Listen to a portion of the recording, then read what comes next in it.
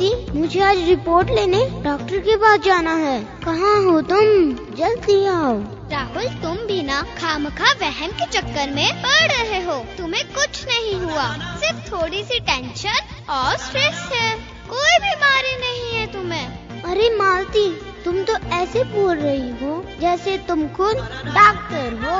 तुम्हें पता है मेरी बॉडी में क्या क्या होता रहता है, कभी कुछ तो कभी कुछ चलता ही रहता है। अरे कुछ नहीं है ये, मेरी बात मानो, ये सब ना डिप्रेशन का नतीजा है। तुम काम का स्ट्रेस कम कर दो, फिर देखो। मालती, यही देखता रहूं, खुद को गरीब कर लूं क्या? काम नहीं करूंगा तो पैसे कहाँ से आएंगे? गरीब हो जाऊंगा मैं। पर बस तुम्हारे इसी डर ने कि मैं गरीब ना हो जाऊं, तुम अपने शरीर के साथ धोखा कर रहे हो। 24 घंटे काम में लगे रहते हो। भाई इस तरह से अगर तुम अमीर हो भी गए तो पैसे एंजॉय करने के लिए तुम्हें दूसरा शरीर लेना पड़ेगा। यस पापा, मम्मी बिल्कुल ही कहती है। बस चिंटू, बस बच्चा है और बच्चे की तरह रहे। मेरा बाप बनने की कोशिश मत कर। पर पापा, अब मैं बच्चा नहीं रहा। मैं बीए में साइकोलॉजी पढ़ रहा हूँ।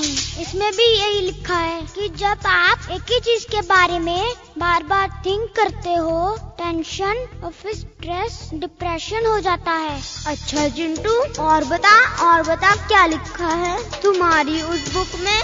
पापा, फिर ये स्ट्रेस बीमारी का रूप धारण कर लेता है। पापा, फिर ये स्ट्रेस बीमारी बन जाता है। अरे वही तो मैं कह रही हूँ कि कुछ समय काम छोड़कर रिलैक्स करो और सारी बीमारियाँ अपने आप खत्म हो जाएंगी।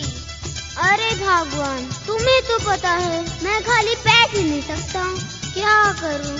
पर पापा, मेरी बुक में ये भी लिखा है कि रिलैक्स करने के लिए किसी पार्क में सैर करो, हल्का फुल्का व्यायाम करो। अंडरस्टैंड पापा? Thank you Chintu.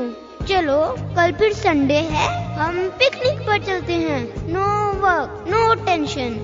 अच्छा, तो इसका मतलब हुआ कि अपना स्ट्रेस घटाएंगे और गरीबी अमीरी से बिल्कुल नहीं घबराएंगे।